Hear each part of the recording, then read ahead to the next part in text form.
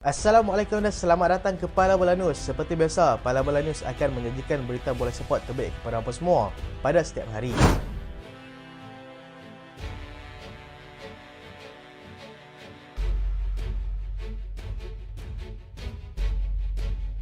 Kita mulakan dengan keputusan beberapa perlawanan berlangsung pada awal pagi tadi. Liga Perdana Inggeris, Spurs menang selesa 2-0 ke atas pasukan Fulham dan berikut adalah kedudukan semasa Liga Perdana Inggeris.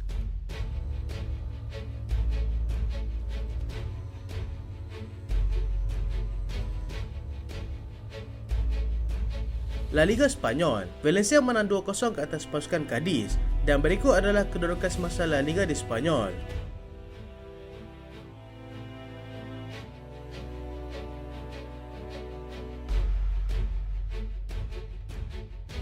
Serie A Itali, Fiorentina tewas 0-2 kepada pasukan Empoli dan berikut adalah kedudukan semasa Serie A Itali.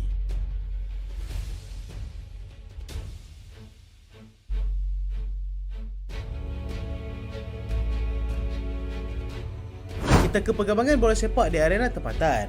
Leandro Velasquez bakal jadi bintang naturalisasi Harimau Melaya. Perancang tengah berpengalaman pasukan JDT, Leandro Velasquez berkemungkinan besar memiliki potensi untuk dijadikan pemain naturalisasi untuk Harimau Melaya. Pemain berusia 34 tahun itu merupakan nadi utama skuad kendalan Tanjung Sulari, namun hikmatnya terpaksa diketepikan akibat masalah kecederaan. Menerusi perkongsian yang dilakukan oleh TMJ pada satu rancangan bola sepak, baginda mengakui hikmat pemain ini amat penting buat skuad Harimau Selatan. TMJ juga sedang menunggu kepulangan pemain tengah Argentina itu yang masih dalam proses untuk pulih daripada kecederaan yang dialaminya tempoh hari. Bekas pemain Newell's Old Boys ini sudah beraksi buat pasukan JDT sejak daripada tahun 2019 lagi.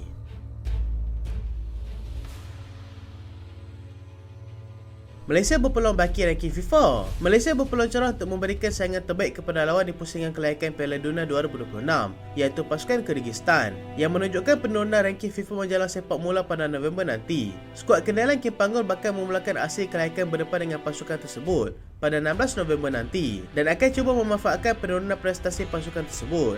Pasukan bimbingan Stefan Tarkovic itu menerima tamparan hebat selepas tewas dua kali aksi terakhir mereka menentang pasukan Bahrain dan juga pasukan Filipina, sekaligus mencerminkan gambaran sebenar pasukan. Mereka tewas 2-0 ketika berdepan dengan pasukan Bahrain, sementara Filipina melakar kejutan menang tipis 1-0 ke atas mereka. Kekalahan itu menyebabkan Kyrgyzstan kehilangan 4.57 mata dan turun satu anak tangga ke kedudukan 97 FIFA. Ketika ini, Malaysia menghuni tangga ke-137 dunia dengan 1097 mata dan berpeluang memperoleh tambahan mata besar 15.49 mata sekiranya berjaya menewaskan pasukan tersebut nanti.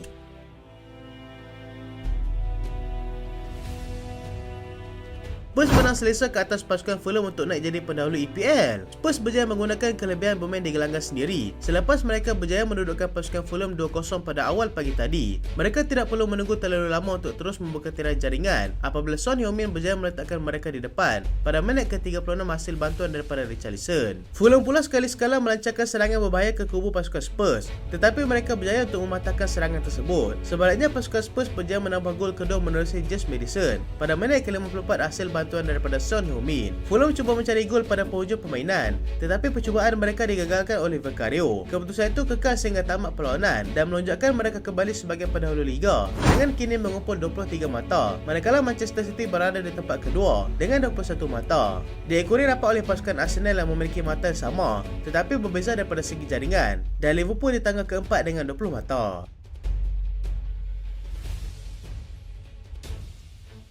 Pengurusan tertinggi Real Madrid tidak gembira dengan Ancelotti. Pihak pengurusan tertinggi kelab Real Madrid dikatakan kurang gembira dengan Carlo Ancelotti pada ketika ini selepas beberapa keputusan pemilihan pemain yang dilihat agak mengecewakan. Real Madrid yang hanya mampu mencatatkan keputusan seri 1-1 dengan pasukan Sevilla pada hujung minggu lalu melihat kebergantungan kepada dua bintang veteran kelab itu, iaitu Toni Kroos dan juga Luka Modric, menyebabkan pihak pengurusan tertinggi kelab agak tidak berpuas hati dengan pemilihan kesebelasan utama pengendali tersebut. Ancelotti dilihat lebih kerap menggunakan Aurelien Tchouameni, Eduardo Camavinga dan Federico Valverde di bahagian tengah selepas dua pemain veteran itu sudah semakin kurang daripada segi fizikal untuk bermain pada ketika ini. Modric sudah menyatakan hasratnya untuk meninggalkan kelab selepas dia semakin kurang mendapat minit permainan. Pihak atasan kelab beranggapan yang sepatutnya Tchouameni, Camavinga dan juga Valverde adalah pilihan utama pada ketika ini. Mereka akan bertemu dengan Braga dalam aksi seterusnya UCL dan pihak pengurusan tertinggi kelab mahu melihat kelainan daripada segi pemilihan kesebelasan utama.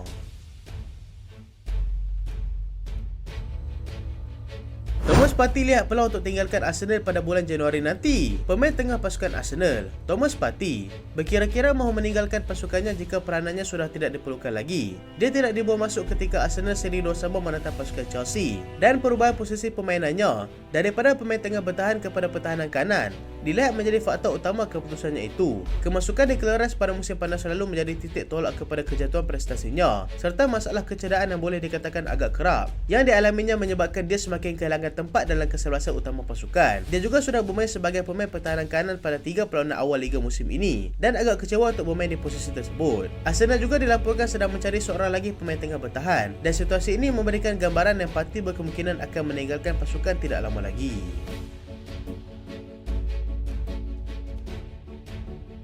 CEO pasukan Real Madrid nafi Modric akan berhijrah. CEO pasukan Real Madrid, Jose Angel Sanchez, menafikan desak-desus yang mengatakan pemain legenda mereka, Luka Modric, akan meninggalkan kelab pada Januari nanti. Luka Modric yang berusia 38 tahun telah menyatakan kekecewaannya kerana kurang bermain pada musim ini dan sudah dikaitkan dengan beberapa kelab di luar sana, termasuklah perpindahan ke Arab Saudi. Dia hanya bermula sebagai kesebelasan utama sebanyak 3 perlawanan sahaja pada musim ini dengan mengumpul sebanyak 414 minit permainan dalam kesemua kejohanan, lebih rendah daripada 14 pemain lain dalam pasukan. Situasi ini sudah pasti mengecewakan Modric dan dia kini sedang dipantau oleh kelab-kelab daripada Arab Saudi. Dia juga berkemungkinan besar akan menyertai Lionel Messi di Inter Miami, tetapi perkara ini belum dapat disahkan lagi setakat ini. Perubahan taktikal yang dilakukan oleh Ancelotti menyebabkan peranan Modric semakin berkurangan, dan ditambah pula dengan kehadiran Jude Bellingham yang sedang berada dalam tahap terbaiknya menyebabkan Modric semakin tersisih.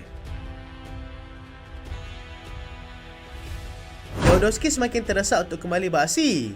Penyerang Barcelona, Robert Lewandowski, dilihat semakin terdesak untuk kembali beraksi selepas dia menjalani pemeriksaan lanjut mengenai masalah kecederaan buku lalinya menjelang pertemuan El Clasico pada hujung minggu nanti. Pemeriksaan itu bakal menentukan tahap kecergasan pemain tersebut yang sehingga kini sudah pun terlepas beberapa perlawanan penting. Perlawanan El Clasico pada Sabtu nanti adalah sangat penting untuk kedua pasukan kerana ia akan menentukan kedudukan terkini dalam Liga. Barcelona juga sudah kehilangan beberapa tonggak akibat masalah kecederaan. Berharap yang Lewandowski segera sembuh dan mampu untuk bermain pada hari Sabtu nanti.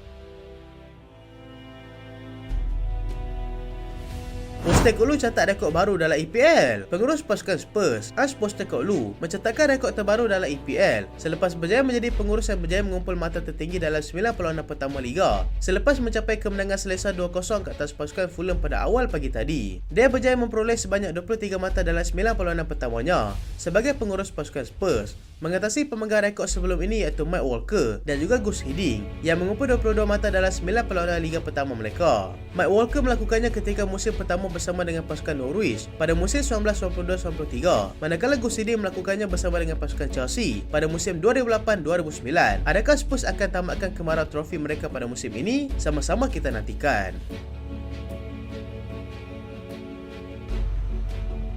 Arsenal kembali untuk dapatkan Douglas Luiz. Arsenal kembali untuk cuba mendapatkan Douglas Luiz pada Januari nanti selepas mereka gagal mendapatkannya pada musim panas yang lalu. Mereka telah memberikan tawaran kepada pasukan Aston Villa sebanyak 3 kali, tapi ketiga-tiganya ditolak oleh kelab tersebut. Luiz kini dilihat menunjukkan lebih banyak peningkatan semenjak berada di bawah pengendali baru iaitu Unai Emery. Mereka akan memberikan tawaran yang lebih lumayan daripada sebelum ini, tetapi Unai Emery sudah pasti tidak akan melepaskannya kerana dia adalah salah seorang pemain kunci buat pasukan pada ketika ini.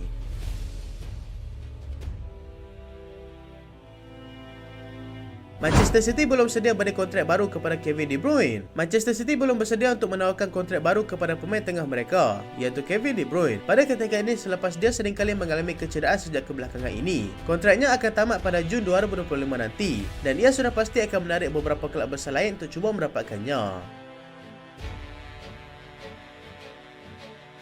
Liverpool hantar wakil pantau Gonzalo Inacio. Liverpool dilaporkan sudah menghantar wakil untuk melakukan pemantauan terhadap pemain pertahanan pasukan Sporting CP, iaitu Gonzalo Inacio. Ini sebagai langkah awal untuk mereka cuba mengatasi pasukan Manchester United yang turut berminat dengan pemain tersebut.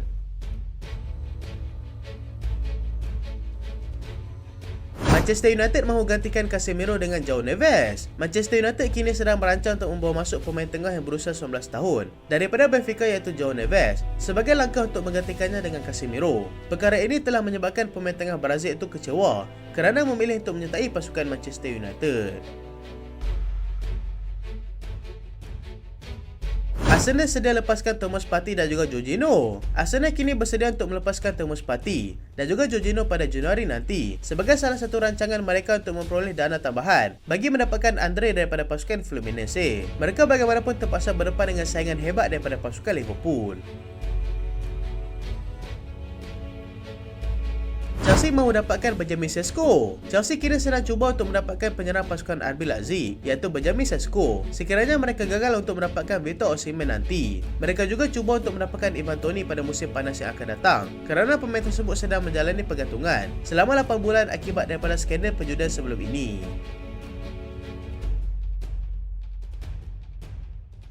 Itulah berita pada kali ini dan terima kasih sebab tonton sampai habis. Jangan lupa like, jangan lupa share, jangan lupa subscribe. Aku Solian. Assalamualaikum.